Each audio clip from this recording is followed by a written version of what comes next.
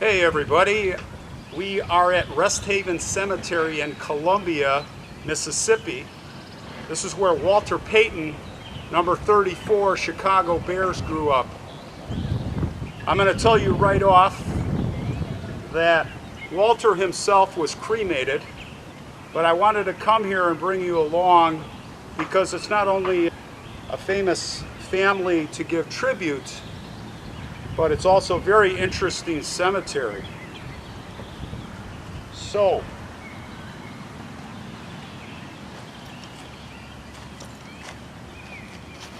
without further ado, we will get on with the show. You see his parents here. I don't know if there are any other family members. I don't see them.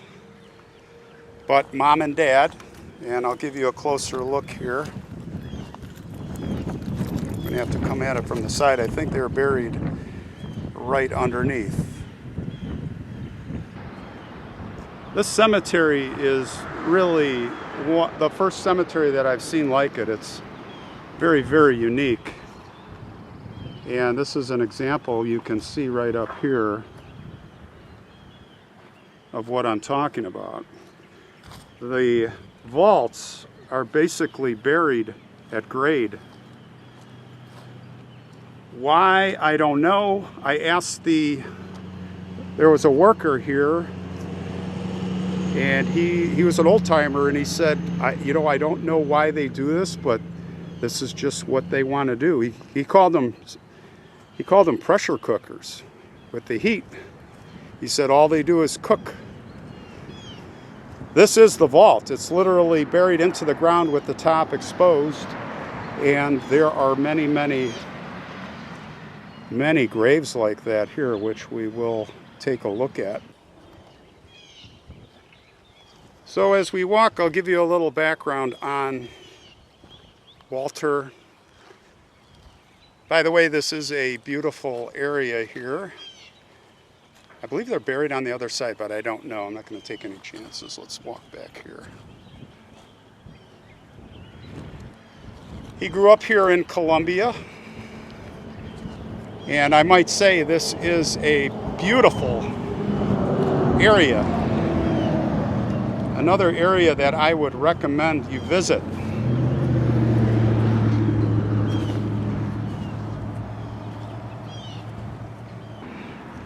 Walter was one of 3 children, and his father was a factory worker, and he played semi-professional baseball. Walter himself, as he grew up, he was a pretty active member of the Boy Scouts, Little League, and he was very active, as many in the church. He sang on the school choir, he was in the marching band, and he was on the track team.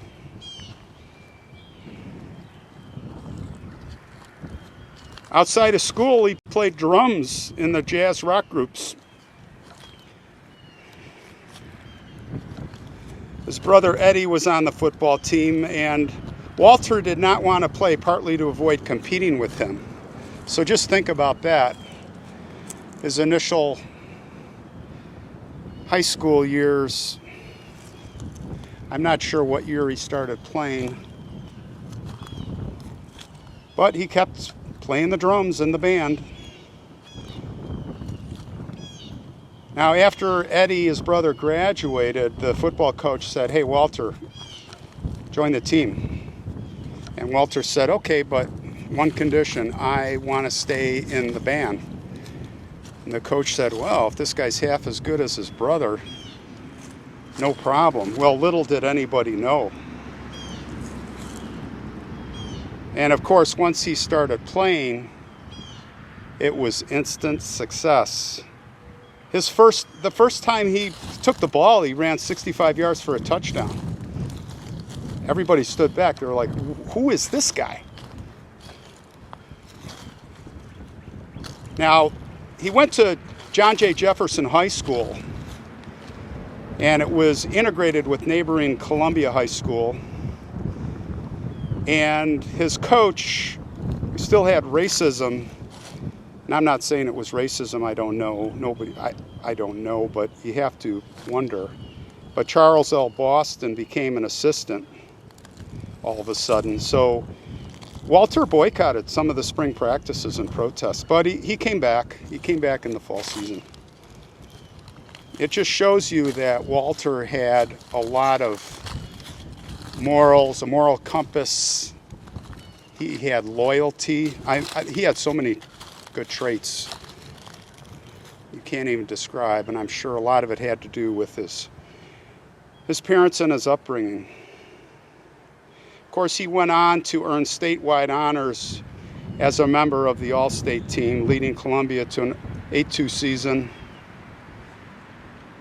And as it went on, it is said that his performances helped ease the local tensions surrounding desegregation, which was still, people were still having a hard time with it, I guess, down here.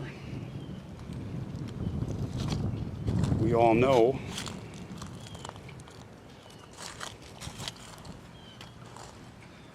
Here are more of those.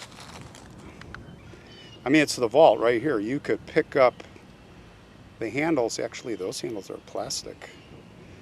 And the coffin or caskets, probably these are later, there's caskets, are right there, according to what he said. Now, I tried to lift one of these things once, and this is a massive, this is a beast, this is a monster one.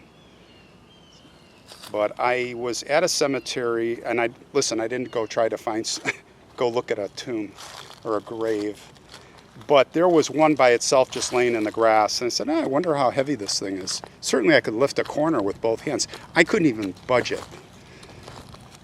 So those things weigh hundreds and hundreds of pounds. Here's a really interesting, I think this is the oldest part of the cemetery here. James R. Moses. Born August 19th, it looks like 1911, age 32. It is hard for me to tell when he died.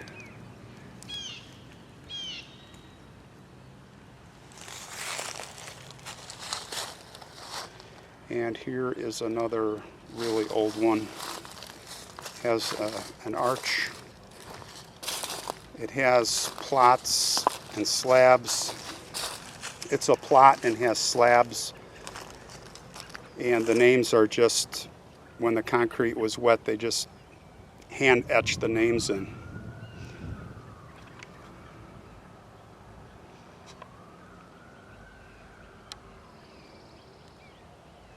No dates.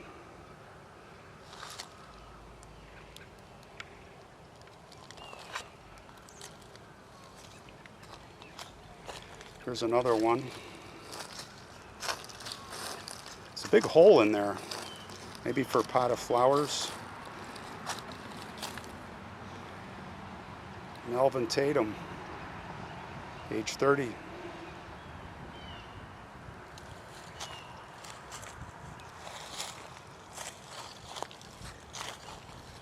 Let's work our way this way.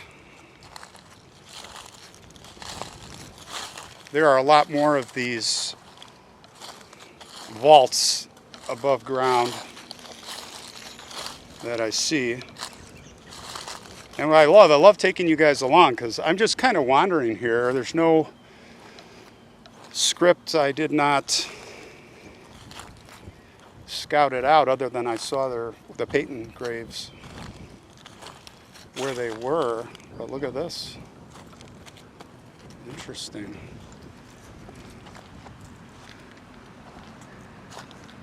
So, back to Walter.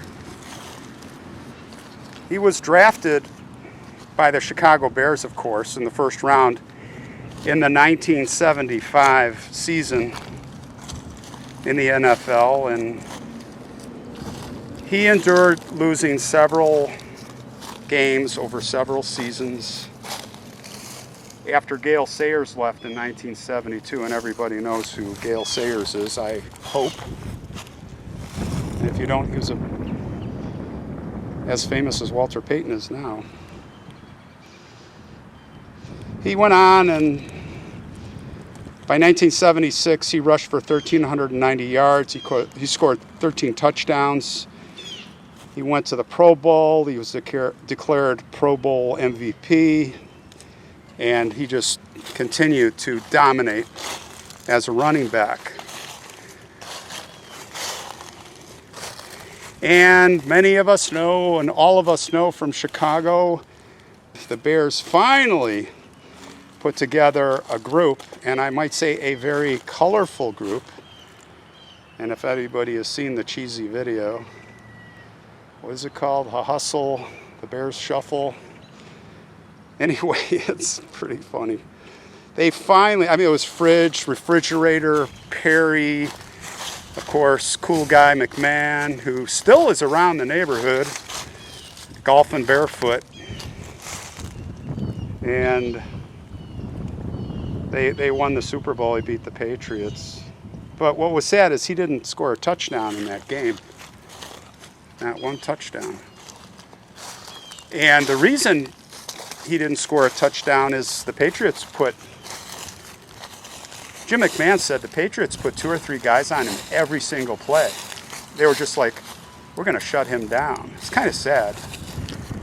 But McMahon went on to say that is what allowed other players to really shine. So isn't that the definition of Walter Payton? He was quite a giver, and he certainly earned the nickname Sweetness. That was his nickname. Here is a vault on the ground that has a picture. The husband is still alive, so I'm going to block that out. When you see that blocked out, gang, with the sensor, it means the person is still alive, and they, you give the name and the birth date. After 30 to 50, I don't know how many people will see this in the next 5 years, but there's going to be an identity thief in there. And why give the information out? I'm just trying to be respectful. Let's work around this World War II vet here who died in 1978, World War II. Thank you for your service, Mr. Youngblood.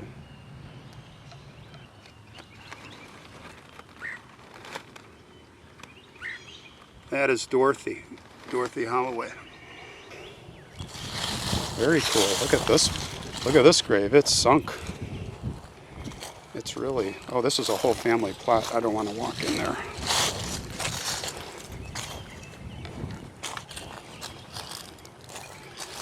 That grave, Otis Maxey. I'm going to zoom in on his... I'm going to try to zoom in on his tombstone, because it's looks like a military. Otis Maxey, I can't read it from here. It looks like he was born in 25, died in 74. You guys tell me.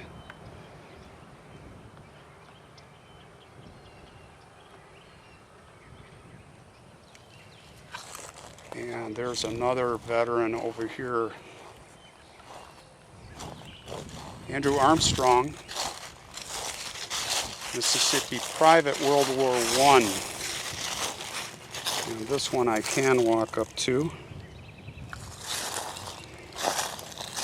These graves are all spread out and by themselves over here. Why, I don't know. It's beautiful stone. Thank you for your service, sir. These are the heroes. Fought evil.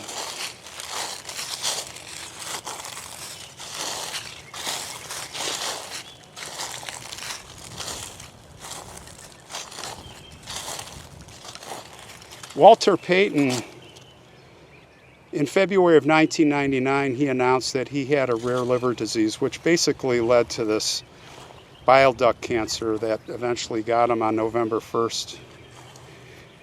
It was November 1st of 1999 that Walter died. from the complications that arose from this illness. He was only 45 years old.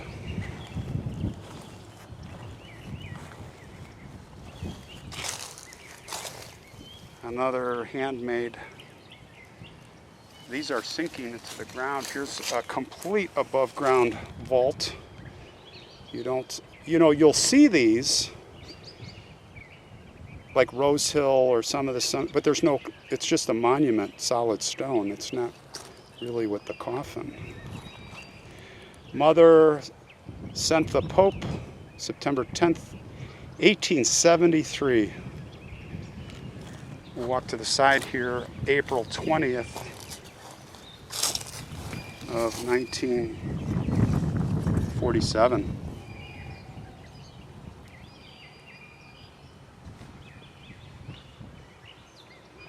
Well, I think that's going to cover us for today. When I get back to Chicago, I'm going to go to Walter Payton's Hill, famous story. When he was starting out in Northbrook, Illinois, I think it was, or no, Arlington Heights, he would go to this hill. It was a steep hill in the fields, and he would just run up this hill, up and down, up and down.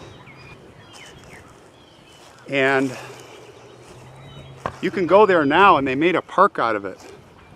It's really cool. And people are testing themselves. There's a little family channel called Fantastic 5 Adventures. That's how I found it. I didn't even know the hill was made into a park. I always heard about it. I'll put the link in, check it out. And it's a cool little channel. It's a wholesome, cool little family. So anyway, I'm out of here. It is February 23rd or 24th, I don't even know. It's beautiful. I'm in a t-shirt. And I think the country's warming up. So it's a good omen. I'll see you guys tomorrow.